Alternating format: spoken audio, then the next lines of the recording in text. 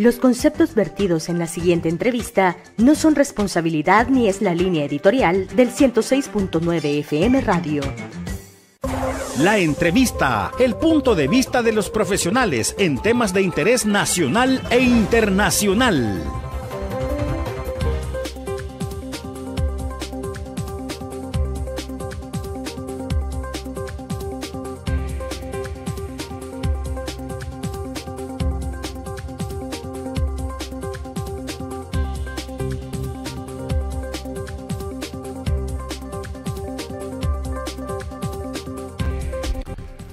Muy buenos días, qué bueno estar con todos ustedes. Bienvenidos, martes 17 de septiembre. Quizás me regalas un poco, pero en el micrófono. Ahí estamos. Perfecto. Muchas gracias. Hoy es 17 de septiembre, martes. Sean bienvenidos a Primera Vista, la entrevista con Francisco Gómez en 106.9 fmradio.net. Inmenso el gusto de estar con todos ustedes en esta mañana muy soleada, con congestionamientos por cualquier lado del país, pero en fin, acá estamos para compartir con todos ustedes este excelente momento. Fran Durán está en los controles, soy Francisco Gómez. Hoy tengo el gusto que nos acompaña la abogada penalista y periodista Lucrecia Landaverde. Lucrecia, abogada, qué bueno que esté con nosotros. Muy buenos días, bienvenida. Buenos días, Francisco. Muchísimas gracias por invitarme. Como siempre, es un placerazo estar compartiendo con usted algunas ideas y con sus radioescuchas. Bueno, muchas gracias. Fíjese que, no sé, pero me llama poderosamente la atención de que a pesar de Alejandro Mason siempre fue una persona muy controversial, su captura lo tuvo en todos los medios, su muerte mucho más, la forma, pero hoy por hoy sigue siendo de las personas más comentadas en el país, Lucrecia, por todo lo que se ha venido desempolvando. En todo lo que se está desempolvando, en la mayoría de cosas, quisiera decir, está involucrado Alejandro Mason por el conocimiento que tenía de información, por el puesto, me imagino, y sus aficiones que él manejaba. Conocía mucho la interioridad del Partido Nuevas Ideas del gobierno central. ¿Qué tanto conocía usted que, no sé al final si era amiga de Alejandro Mason, pero sí llevó el caso de Alejandro? No nos escucha, nos dice Frank. Hoy sí nos escucha. Hoy sí nos escucha. Perfectamente. Bueno, perfecto. Lucrecia, le decía de que Alejandro Mason fue una persona muy controversial. Hasta la fecha continúa haciéndolo a pesar de su horrorosa muerte, de cómo lo han asesinado, porque esa es la palabra. Pero acá vengo. Hasta ahora él sigue siendo muy comentado por una sencilla razón. Salen en la mayoría de casos que se desempolva, se desenmaraña los casos de corrupción, ya sea del gobierno, de funcionarios, del Estado, en fin. Siempre está Alejandro Mason por el conocimiento que él tenía, ya sea por supuesto dentro del gobierno o sus aficiones. Pero, ¿qué tanto sabía Alejandro Mason? ¿Qué tan vigente sigue Alejandro Mason a pesar de su muerte, Lucrecia? Bueno, pasará vigente, yo pienso que por un periodo de tiempo bastante considerable, dado que su muerte fue de la forma más oscura que tiene que esclarecerse sin duda alguna, ¿verdad? Que deja muchas dudas, pero además a muchísimos funcionarios manchados de este crimen. Y pues de alguna manera, fíjese usted, el gobierno se verá en una meta de, ya sea de presentarnos ante la justicia a todos los coautores de este crimen y a los cómplices, o incluso hasta de tapar pues, y de proteger a estos autores y cómplices. Ya veremos cómo se va desarrollando todo el proceso, porque el bullicio apenas empieza. Ojalá y espero que apenas empiece para que de alguna manera el Estado salvadoreño pueda responder a la familia. Lucrecia, amén a que sea Alejandro Mason, estamos conociendo cada día más y más y más actos donde en las conversaciones, en las pláticas telefónicas o por redes que se hacen, estamos conociendo actos de corrupción donde, bueno, hay muchas cosas que ya las habíamos dicho, usted, otras personas, que estaba sucediendo en el país, pero nunca fue creíble. ¿Qué tanto más se estará conociendo de los actos de corrupción que hay en el quinquenio pasado y en este que está comenzando, Lucrecia? Yo diría que cuando se tiene a un puñado de matones prepotentes, ebrios de poder, de nula inteligencia emocional, pero de mucha patanería, yo pienso que el gobierno está bastante vulnerable en el sentido que se pueden venir descubriendo otros tantísimos crímenes horrorosos que aún no han salido a la luz y que podrían salir, ¿verdad? Quizá de personas comunes como usted o como yo, que hayan sido víctimas de todos estos crímenes. Recordemos que estamos en un permanente estado de excepción y que la gente más pobre, los más vulnerables, no son visibles, pero que con tantísimos testimonios, con tantísimos hechos que estamos intentando que se conozcan a nivel internacional, pues puede que tengamos unos hechos que solo se puedan asemejar a esas series o películas de terror, ¿verdad? Evidentemente vamos a descubrir muchísimas cosas horrorosas, sin duda alguna, porque esto es lo que a ellos mismos se les ha salido de sus propias manos, sin que la mal llamada oposición, y digo yo mal llamada oposición porque yo soy del concepto que no existe una oposición potente, viva, que podamos decir, este grupo de gente tiene el poder para ocasionar un golpe fuerte al Estado y a su estabilidad, sino que son ellos mismos internamente quienes se vienen dando los golpes más letales, producto de sus desmedidas acciones, ¿verdad? Así que pienso que faltarán muchas cosas por descubrir. Ojalá primero Dios y el tiempo en que nos mantengan sometidos con estas leyes que son siniestras y con estos decretos como el estado de excepción que nos mantiene sometidos a una serie de violaciones de derechos humanos, nos permita quizá poder ejercer acciones contundentes que nos lleven a un cambio de gobierno cuando perdamos el miedo. Si ya hemos perdido todo, ojalá y primero Dios que también nos quiten el miedo, ¿verdad? Ahora, Lucrecia, ¿qué tan, a pesar de que hay reserva de información en cualquier cosa, como usted menciona, se les escapa de las manos lo que alcanzamos a conocer por algunas investigaciones periodísticas o simplemente porque, como usted dice, se le salió de las manos completamente? ¿Es que está rebalsando la corrupción o es simplemente descuido? No, es que están sobrados de delincuentes, sin duda alguna, que han llegado a saquear el Estado sin importar si matan a muchísimos que son parte del mismo gobierno. Y si son capaces de matarse entre ellos, ¿qué otras tantas barbaries no podrán hacer con la población?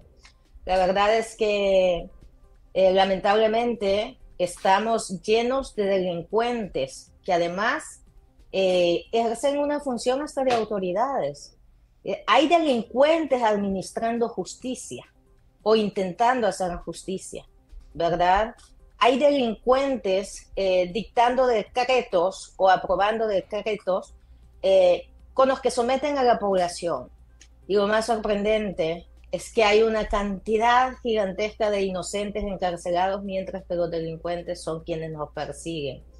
Entonces hay una situación que se desborda de lo que se puede considerar, digamos, que pasa en todos los gobiernos. Aquí esto es un cinismo total, es una cosa demasiado evidente, que se les sale de las manos porque evidentemente están tan plagados de corruptos que no pueden tapar todo lo que están haciendo.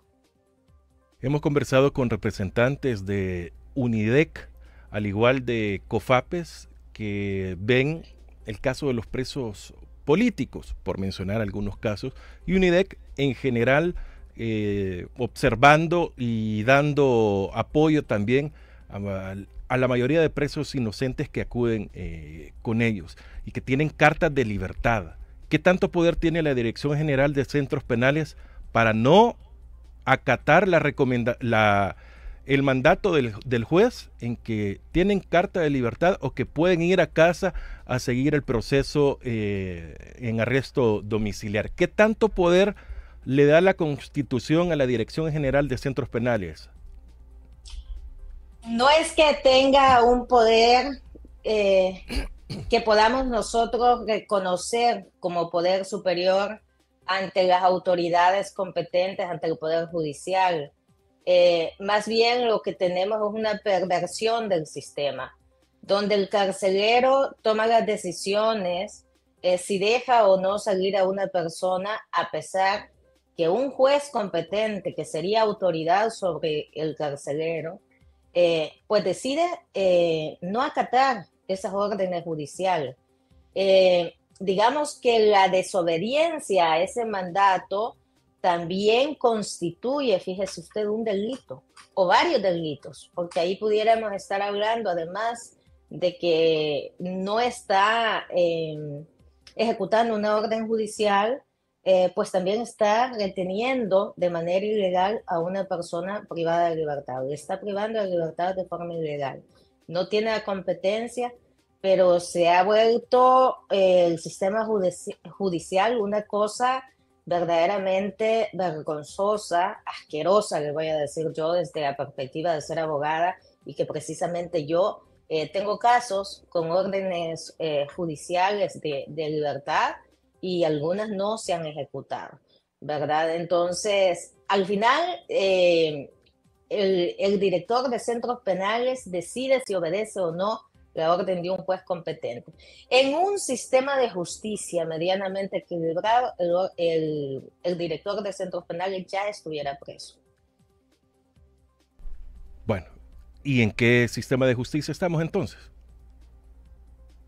Pues fíjense que estamos, yo no sé si es una cosa, es una parodia de cualquier sistema de justicia en el mundo, es una cosa nunca antes vista. Si de verdad nosotros ya teníamos gente que manipulaba decisiones judiciales, que pedía justicia a la carta y más, lo cierto es que hemos caído en una situación donde no sé ni qué calificativo se le puede dar a lo que tenemos, porque como le decía, nunca antes se había visto que el que custodia las cárceles, que el que dirige las cárceles, quien las administra, tome decisiones por encima del juez y no libera a las personas, cuando es el juez quien aplica la ley, quien toma decisiones, quien es la autoridad competente. Y aquí ni la Corte Suprema de Justicia ni la Procuraduría General de la República tengan ninguna incidencia, pero más allá de la Procuraduría, que ejerce la procuración para los menos favorables, o para los menos favorecidos, la gente invisible para el sistema, la gente que no puede pagar abogados. También tenemos la Procuraduría de Derechos Humanos, que es un chiste. Fíjese usted, el delegado de Derechos Humanos, el que debería de estar velando por todos estos derechos humanos, en complicidad con el sistema, con toda la barbarie que se está produciendo, manifiesta que ni siquiera hay violación a los derechos humanos, ¿verdad? Hay una perversión del sistema que verdaderamente, yo no sé, pero no encuentro yo un nombre que sea digno o que identifique el fenómeno que estamos viviendo. Sinceramente es impresionante. A las personas se les encarcela y se les mantiene encarcelados aun cuando no existe ningún elemento indiciario que nos indique que esa persona sea un delincuente. Y por el contrario, fíjese que están pasando cosas impresionantes. En mi caso particular, yo solicito que se entrevisten a unos testigos como un acto de investigación dentro del proceso de la etapa de instrucción. Y viene una jueza y dice que no hay lugar a la petición porque yo debería justificar para qué quiero que se entrevisten a esos testigos. Bueno, es el derecho de defensa, tanto técnica, el ejercicio de defensa técnica de la persona que está siendo imputada, como el derecho a defensa material que tiene el imputado, pero además el debido proceso, ¿verdad? En una igualdad de condiciones, un principio que también se llama de contradicción, que cuando Fiscalía me acusa tengo el derecho a contradecir o a controvertir toda aquella acusación, incluso aportando pruebas, aunque yo no tenga el deber de probar nada, porque quienes me tienen que probar son quienes me acusan. Pero en ese nivel estamos de perversión del sistema, donde el acusado se presume culpable, pero además, fíjese usted, lo presumo culpable, lo presumo delincuente, lo quiero condenar y no le permito que se defienda, ni le permito que me demuestre que es inocente. En esos niveles estamos. Nosotros el domingo publicamos en honor a los 203 años de independencia, poníamos a los 3 poderes del Estado, que nosotros saludábamos a la independencia de poderes. O sea, nuestro mensaje iba: ¿cuándo va a haber independencia de poderes? ¿Estamos cerca o nos estamos alejando mucho más de la independencia de poderes en El Salvador, Lucrecia? Nos hemos divorciado de la independencia de poderes. No veo yo que nos estemos encaminando hacia ese futuro que todos anhelamos, a que haya independencia de poderes, a que haya un equilibrio, a que hayan contrapesos para evitar todos aquellos abusos del poder coercitivo del Estado. Nos hemos divorciado de todo eso y ahora de dedo el presidente decide quién es funcionario, quién no. Y dentro de toda esta trama también vemos una situación de hechos macabros, donde personas relacionadas a la seguridad nacional aparecen muertos, aparecen asesinados. Y tenemos un hecho notorio como el director y el subdirector, que ya deja muchas dudas, de la Policía Nacional, muertos en unas circunstancias poco claras, muy dudosas, porque dentro de todo este fenómeno que sucede de este supuesto accidente, también tienen a un imputado que con la desaparición de este imputado, también desaparecen otros tantos imputados, y con la aparente muerte de este imputado, o en el hecho hipotético de que esto sea verdad, con la muerte del imputado desaparece la persecución penal. Hemos desaparecido entonces al director de la policía, al subdirector, que llama muchísimo la atención que hacían los dos juntos, ¿verdad? Cuando solo podía estar uno en el operativo, nunca van los dos juntos. No es una cosa que sea una norma que deben ir los dos juntos, al contrario, si van los dos es sospechoso, ¿no? Es altamente sospechoso. El tema es que con la muerte de esta persona, que es un imputado, también desaparece la acción penal, y los abogados, sin entrar a un mayor análisis técnico-jurídico, dicen sí, pero queda la acción civil. El detalle es que cuando desaparece la acción penal, cuando desaparecemos a una persona que puede señalar a más coautores, significa que hemos dotado de una buena capa de impunidad a todos los delincuentes que hayan cometido o que estén relacionados a estos crímenes, donde defalcan a una masa de la población, ¿verdad? Entonces viene una serie de situaciones que nos demuestran que se toman unas decisiones incluso muy severas, que quedan poco claras y que deberían ser investigadas, y que al no existir división de poderes, todo esto queda en una penumbra, en una nube oscura que solo nos deja ideas, ¿verdad? Pero que no pueden ser constatables, porque quienes intentemos investigar estas cosas podemos incluso sufrir persecución, entre otras cosas. A mí me están procesando, ¿verdad? Y la acusación en mi contra está relacionada al caso del señor Alejandro Mason, ¿verdad? Actualmente yo acabo de presentar la contestación a un emplazamiento que me hicieron para que yo demuestre que soy inocente, ¿verdad? Cuando es ellos que me tienen que demostrar que yo soy culpable, ¿verdad? Entonces hay una persecución, hay una perversión del sistema de una manera espantosa, espantosa. A quienes hablamos, a quienes queremos que se investiguen los hechos, a esos nos persiguen y se protege al delincuente. Estamos muy, muy alejados de tener una sociedad donde nos sintamos al menos libres y un poco tranquilos. Mire, no es exageración, pero antes la gente le temía a las pandillas, hoy le teme a los policías y a los soldados que le pueden inventar cualquier delito y se lo llevan preso, ¿verdad? Entonces, dentro de toda esta propaganda gubernamental de que la población está verdaderamente segura y que hay más seguridad, hay que preguntarnos, ¿verdaderamente la sociedad se siente segura o siente la incertidumbre, el acecho policial y de la Fuerza Armada? Lo cierto es que la gente se siente asustada, ¿verdad? Ellos mismos temen por todo esto, los mismos que aplauden.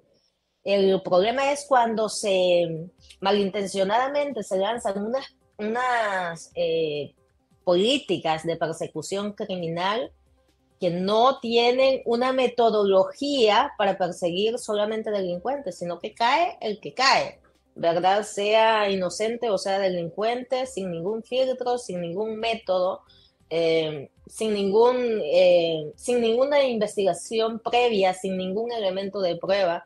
Verdaderamente esto nos pone bastante vulnerables a todos. Ahora, Lucrecia, su apreciación periodísticamente de la captura en Honduras, entiendo como así, tipo de casualidad de el exgerente de COSAVI, la inmediata entrega prácticamente hacia el país y luego fallece donde no quedan testigos, donde no hay mayor información.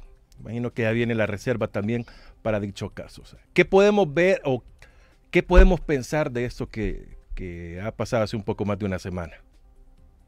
Lo peor, podemos pensar lo peor. Primero, tenemos un hecho precedente y el hecho precedente es que la cabeza, digamos, que tiene la misión de la persecución penal, de la promoción de la acción penal, de la investigación y más, engaña a toda la población. Y dice el fiscal general, hemos capturado al imputado tal en Panamá.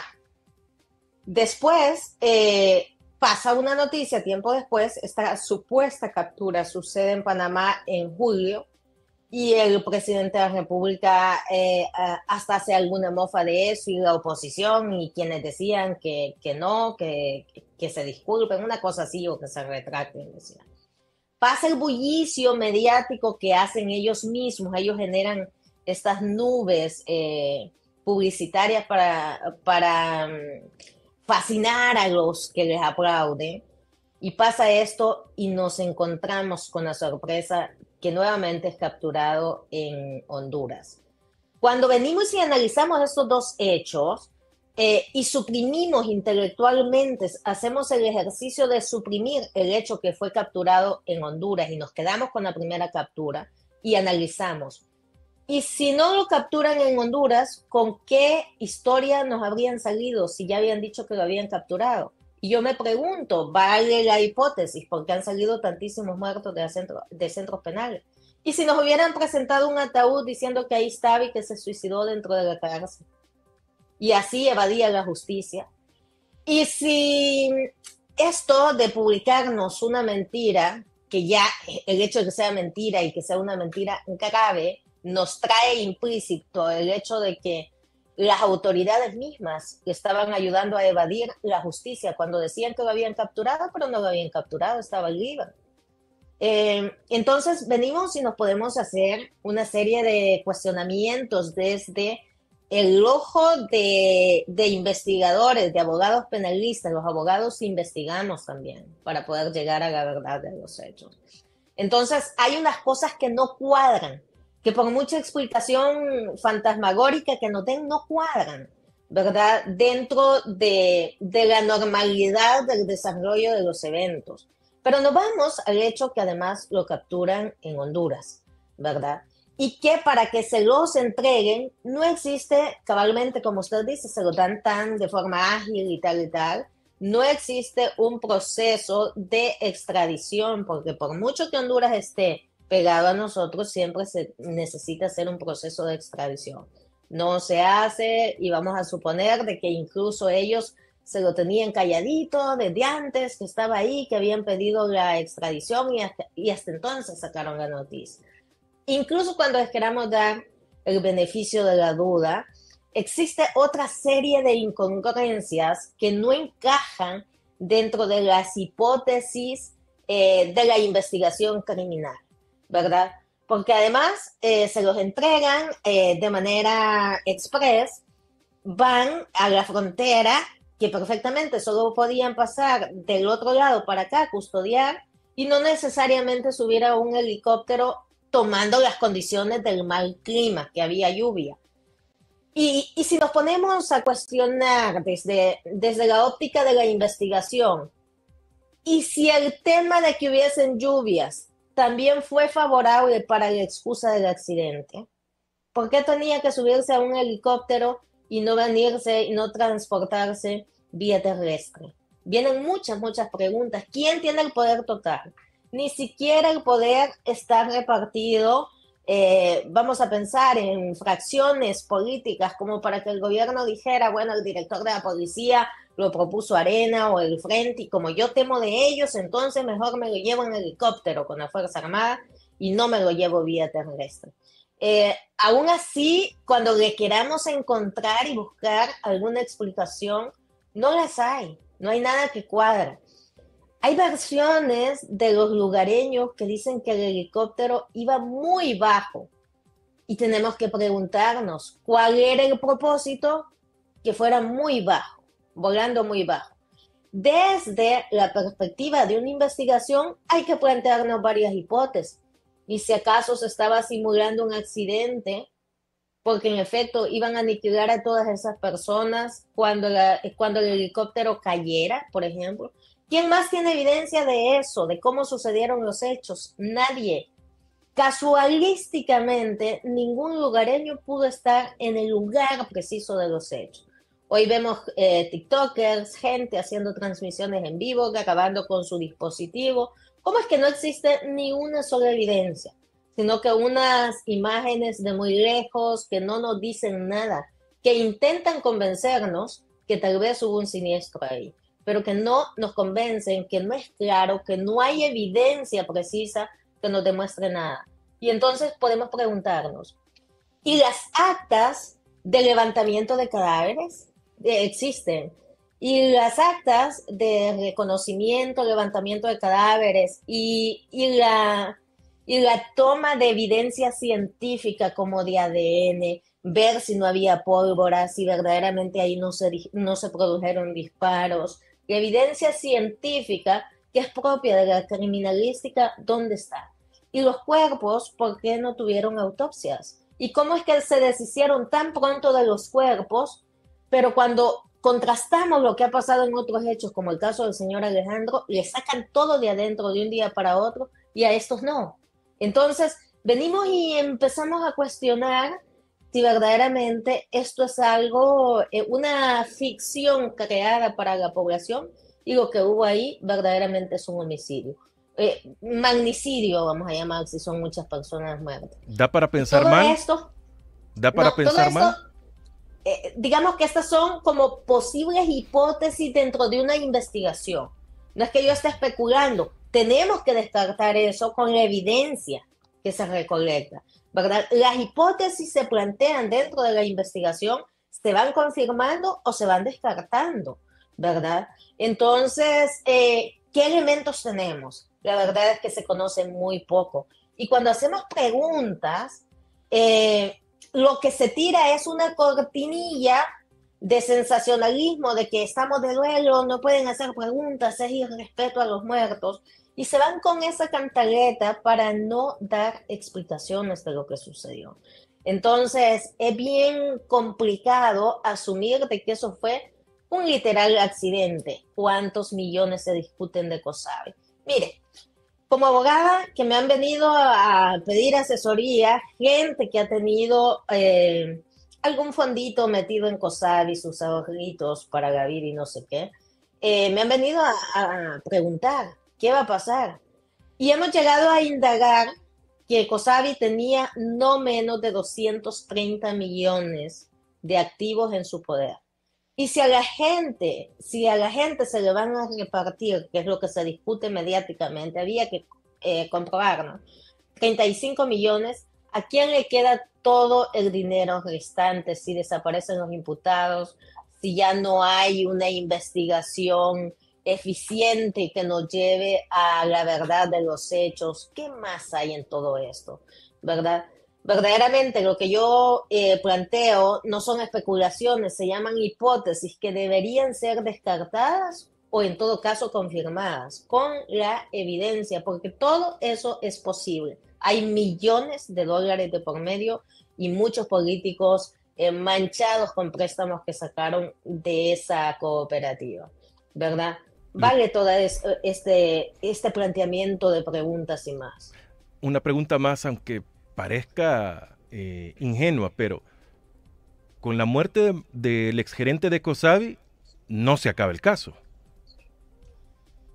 Desde la perspectiva penal, sí. Cuando una persona está siendo acusada de un delito, como en este caso estaba acusado de varios delitos, con el fallecimiento de la persona se extingue la acción penal, se acabó el caso. No hay a nadie a quien declarar culpable, se ha muerto, no se le puede encarcelar a un muerto. Lo que queda, alternativamente, digamos, porque va aparejada con la acción penal, es una cosa que se llama responsabilidad civil, ¿verdad? Pero es accesorio, ¿verdad? Es decir, no es el delito principal. Vaya, por ejemplo, una persona puede cometer un magnicidio, se hace el muerto, se hizo el muerto y ya no me van a encarcelar. Ah, pero queda responsabilidad civil. Ajá, solo eso.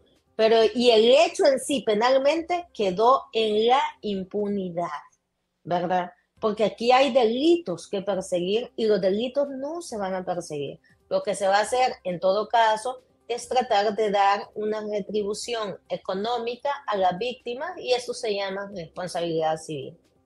Pero no solo él es el imputado, hay más personas que están huyendo, hay otros capturados. ¿Para ellos sería solo responsabilidad civil? Y otros que ni salen dentro de las investigaciones o no están dentro del proceso, ¿verdad? En la estructura operativa de la cooperativa, en esa estructura para operar, hay más implicados, pero que no vamos a saber ni quiénes son, ¿verdad? Porque, digamos, el imputado principal desaparece del escenario con su fallecimiento. Entonces vienen muchas dudas. ¿De qué nos sirve, por ejemplo, que condenen al vigilante de COSABI, a la señora que llenaba la fichita, a la cajera que recibía el dinero, si no era quien lo administraba, por ejemplo? ¿De qué nos sirve eso? Pero eso puede pasar, ¿verdad? Condenar a personas que nada tienen que ver y a los verdaderos importantes andan disfrutándose el dinero en otros países, ¿verdad? Gozando de impunidad, porque el imputado principal ya no puede hablar, ya no los puede contaminar, ya no se puede investigar, solamente queda la responsabilidad civil, pero además condenar a esas personas que tal vez son insignificantes en la comisión delictiva que se produjo. Puede seguir pareciendo ingenuo, pero no trabajaba el exgerente de COSABI solo. Exactamente, es una estructura empresarial con una, digamos, con una plataforma de seguridad muy similar a los bancos. Lo que se protegía ahí, lo que se traficaba es el tráfico de la moneda de circulación, son valores, son títulos valores si quiere, es la moneda. Entonces tiene que tener una estructura de seguridad muy potente. Además, dentro de toda esa estructura de funcionamiento tenemos gente importantísima. Él, digamos, pudiera ser de los medianamente importantes, puede ser, ¿no? Pero puede que tengamos verdaderos hechores, coautores, que van a gozar de impunidad con el fallecimiento de esta persona. Entonces, todo esto llama la atención, ¿verdad? Cómo sucedió ese evento, más allá de que si están de duelo o no, es que no se puede ir a un banco a producir un asalto y el asaltante se hace el muerto y entonces ya no les pedimos explicaciones a los demás asaltantes o a los familiares porque están de duelo. O sea, no es una excusa, hay que investigar, hay que plantear todas las hipótesis posibles, descartar todas las hipótesis o confirmar las mismas hipótesis. Solo así se llega a la verdad de los hechos. ¿Y los entes contralores del Estado, a dónde están? Como decíamos en su momento, como no hay división de poderes, no hay entes contralores, ¿verdad? El primer ente contralor tendría que ser la superintendencia. ¿En manos de quién está la superintendencia que digamos que debería estar custodiando estos fondos y que se sabe que también la superintendencia había intervenido COSABI? El Ministerio de Hacienda, ¿verdad? ¿Quién tiene bajo su poder estas instituciones? Y la Fiscalía General de la República. Y no ya tenemos que el fiscal nos mintió al inicio, pues. ¿Qué institución que ejerce una contraloría eficiente vamos a tener? Si, por ejemplo, la población, si queremos, la población también ejerce un control social, los medios de comunicación son una parte importante. Pero cuando pedimos y exigimos respuestas, transparencias, que nos aclaren dudas, las instituciones importantes hasta nos bloquean, el mismo presidente, para no darnos explicación. ¿Cómo se produce una contraloría social o institucional si las instituciones son de ellos? Si a la población mejor la bloquean. Bueno, a mí me tiene bloqueada el Seguro Social, el Ministerio de Medio Ambiente y un montón de cosas que, chistosísimo, alguien me decía en un comentario, solo falta que la lotería también la bloquee. Y no es extraño pensar que lo hagan, pero me han bloqueado todos. Entonces, sin que yo comente nada, para evitar de que yo me entere que se están manejando las cosas como se están manejando publicitariamente y que no cuestionemos. Pero no solo a mí, sino que a un buen porcentaje de la población le han bloqueado. Entonces bloquean también el control social que la población puede hacer. No hay control institucional, no hay división de poderes y tampoco se puede ejercer un control social.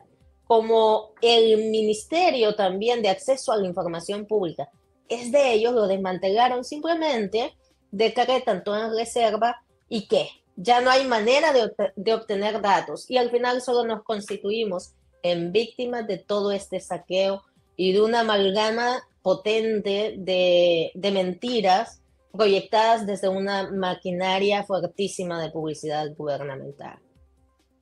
¿Hay lucha de poderes dentro del Estado? No división de poderes, lucha de poderes. ¿Hay en el Estado?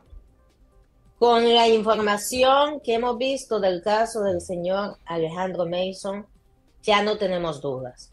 Ha quedado clarísimo. En algunas entrevistas yo lo había manifestado ya siempre con respecto a este caso.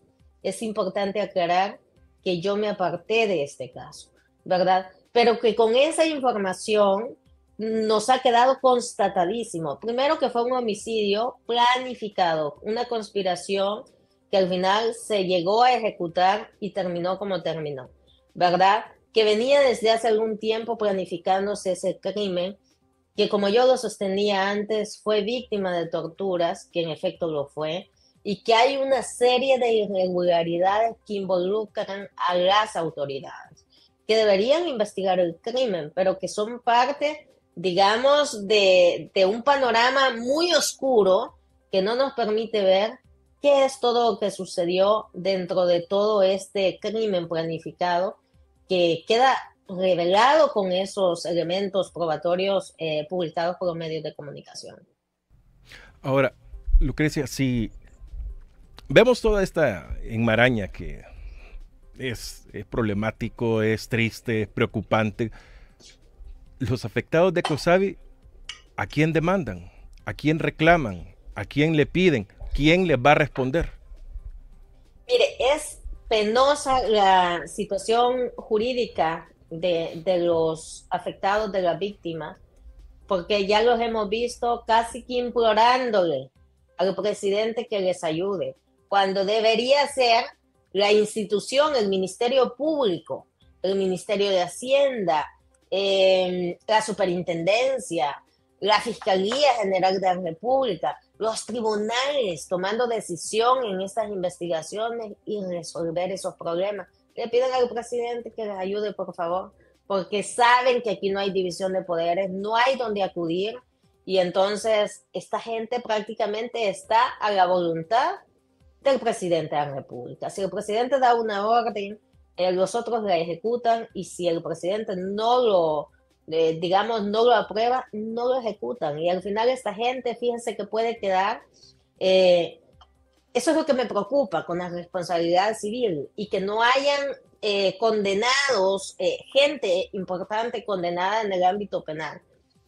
Porque el gobierno puede hasta simular que solidariamente le está ayudando a la gente y tratar de medianamente, no de forma satisfactoria, pero que sí medianamente devolver algunos centavos a unos y a otros no.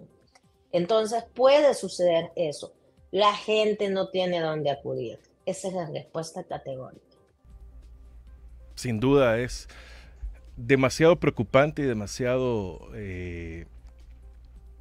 oscuro para todo lo que futuras cosas que están pasando. Ojo, porque no es solo COSADI uno de los casos sonados, sino que está Acomatic, que ellos hablan de 50 millones y a ellos, como dicen, nadie les hace absolutamente caso de todas las cosas que están pasando. Lucrecia, con esto quisiera terminar. 7:51 en todo el territorio salvadoreño. Estamos en 106.9 fmradio.net. Ahora, con todo lo que estamos viendo en nuestro país, pero hay cosas que llaman poderosamente la atención. La Asamblea Legislativa, que por cierto hoy ha llamado a sesión plenaria, sigue sin nombrar a los magistrados del Tribunal Supremo Electoral y sigue la enmaraña también por la Corte Suprema de Justicia, que qué es lo que va a pasar al interior, que se van a elegir magistrados, quién va a ser, quiénes van a ser, quiénes van a darle continuidad, en fin, todo esto. ¿Por qué en la Asamblea no se ponen de acuerdo? Si no tienen que consensuar absolutamente con nadie, nada, sino que entre ellos. Precisamente no hay nada en lo que tengan que ponerse de acuerdo. Más bien están esperando a que el jefe les diga por quién decidió, a quién vio más leal. Entonces están buscando gente leal, los sirvientes, que van a estar dispuestos a deponer incluso su honor, su prestigio, su dignidad y todo para solo acatar órdenes. Y a eso van a colocar ahí, ¿verdad? A gente que solo ejecute órdenes que le vienen del jefe superior, ¿verdad? No podemos nosotros esperar de que se equilibre nada. Son instituciones demasiado importantes. El Tribunal Supremo Electoral es la institución que nos va a decir si se hace fraude o no, que va a velar para que no se haga fraude en un próximo periodo electoral, qué sé yo, ¿verdad? La Corte Suprema de Justicia es la autoridad máxima dentro de la estructura del sistema judicial. Entonces son instituciones importantísimas. Tenemos pendiente que nombren al director y subdirector de la policía, que todo esto, digamos, el sistema de justicia no puede funcionar si no hay desde sus bases principales, digamos, funcionarios que sean acordes y propicios para todo esto. Entonces, todo queda en las manos de una sola persona, que ya lo sabemos cómo funciona, ¿verdad? Todo queda en las manos de una sola persona y sea lo que sea que venga, lo único que yo le pido a Dios es que nos dé fuerza, resistencia, para poder, si no nos aniquilan, pues, porque nos pueden hasta... A mí me han amenazado 1000 veces, me siguen amenazando por ese tipo de declaraciones que doy. Pero tenemos dos opciones: o nos quedamos callados y sometidos, ¿verdad? o intentamos que con nuestras voces hayan más voces que se armen de valor y que luchen por sus libertades. Bueno, dentro de la Asamblea Legislativa me llama mucho la atención este comentario. Los diputados no tienen ni dignidad ni honor, dice Janet Jerez. ¿Cree que sea tanto así? No solo los diputados, que es asquerosamente notorio eso, ¿verdad? Yo no sé si usted vio o mucha gente pudo haber visto un insulto espantoso del diputado Cristian Guevara hacia mí. Una persona que sea diputada no puede expresarse de esta manera por mucho que lo piense de forma pública, porque eso ya es delictivo. Entonces, tenemos verdaderamente delincuentes sin ninguna autoestima, sin ninguna dignidad, ejerciendo la función pública, y no solo diputados. Pensaría yo que es necesario que todos aquellos funcionarios que están debajo del jefe superior, definiendo como jefe superior a quien encabeza la presidencia, ¿verdad? No tienen dignidad, no tienen autoestima, no tienen voz, ni tienen poder de decisiones. Simplemente son personas que ejecutan órdenes, nada más, ¿verdad? Y que quizás, yo no sé, pero haciendo un ejercicio de qué requisitos le piden a esta gente, que sean prepotentes, vulgares, poco instruidos, ¿verdad? Y que no tengan ningún reparo para comportarse de esta manera ante la sociedad. No se le ve más. No es gente ni prudente, ni muy notoriamente instruida. No es lo mismo que una persona tenga un título académico a que se comporte como una persona proba, por ejemplo, como una persona con un perfil idóneo para ostentar la función que ostentan. Por el contrario, nos demuestran cosas distintas y vemos que un funcionario no se distingue casi nada de un simple vulgar generador de contenido sin nivel académico. Están en el mismo nivel. Así nos lo demuestran, así lo vemos y eso es lo que tenemos. Hace 9 días se cumplieron 100 días del quinquenio de Nayib Bukele. ¿Qué se puede destacar de estos 100 días, Lucrecia? Pues muchas mentiras. Mentiras, mentiras y más mentiras, ¿verdad? Al punto que han llegado a un nivel de cinismo que ya no les importa. Empezando por los salarios de los diputados, donde negaban que incluso no ganaban ni siquiera $4,000. Y vamos y descubrimos que ganan desde 14,000 a 20,000, lo que hemos visto. Puede que otros mucho más y no lo sabemos. Pero además vemos funcionarios públicos que tienen sueldos mensuales, que hemos visto que se ha filtrado hasta de $60,000 mensuales. ¿Qué es lo que tenemos? Muchas mentiras y persecución, ¿verdad? Sometimiento a la población con un estado de excepción que se ha convertido en permanente y muchísimas mentiras. Bueno, eso es lo que yo veo. Bastante duro. Lucrecia Landaverde, abogada penalista y periodista, quiero agradecerle que nos haya acompañado en esta mañana en A Primera Vista, la entrevista con Francisco Gómez en 106.9fmradio.net. Muchas gracias, Lucrecia. Gracias a usted, Francisco. Un abrazo a usted y a su audiencia. Bueno, muchas gracias a la audiencia, por supuesto, que están con nosotros en todas las redes sociales, en nuestra señal abierta también que tenemos en el internet en 106.9fmradio.net. Agradeciendo a todos su fiel sintonía. La invitación es para que mañana usted continúe con nosotros. Viene Fran Durán con la máquina del tiempo. Bueno, voy a leer algunos de los comentarios que nos quedaron por acá. Buenos días, mujer valiente y excelente profesional. Bendiciones, licenciada. Gracias por su esfuerzo, Francisco, en mantenernos informados. Muchas gracias. Luis, qué hermosa mañana. Raúl Ortiz, buenos días, 106.9. Saludos. Un programa muy interesante. Olidor dice, cuando los que mandan pierden la vergüenza, los que obedecen pierden el respeto.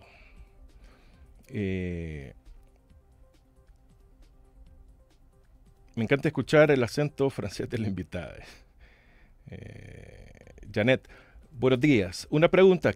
¿Quién pagaría en dólares o quién pagaría los dólares en una demanda civil? Es Janet Jerez. ¿Qué tal? O qué tal la pregunta sea, ¿a quién se puede demandar en lo civil? Olidor, el que siembra espinas no debe ir descalzo, dijo Benjamin Franklin. Exacto, en el país Nayib da las órdenes y todos bailan al son que él toca. Los diputados no tienen dignidad ni honor, que lo leíamos en la entrevista. 100 días de sangre, fracaso tras fracaso. Pablo González, Tacuayib es mentiroso, ladrón, asesino y egoísta en extremo. Parte de los mensajes que nos llegan.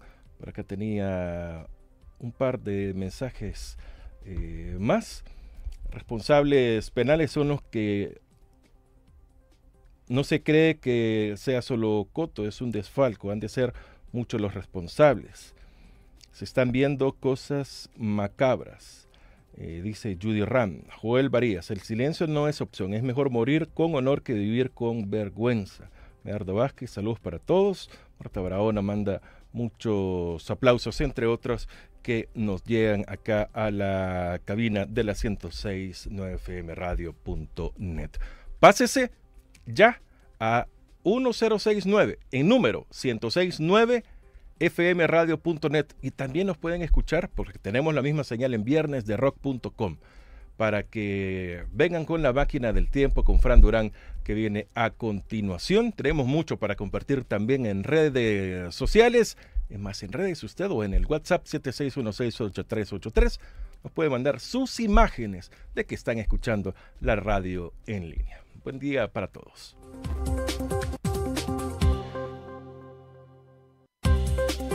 La entrevista, el punto de vista de los profesionales en temas de interés nacional e internacional. Los conceptos vertidos en la entrevista anterior no son responsabilidad ni es la línea editorial del 106.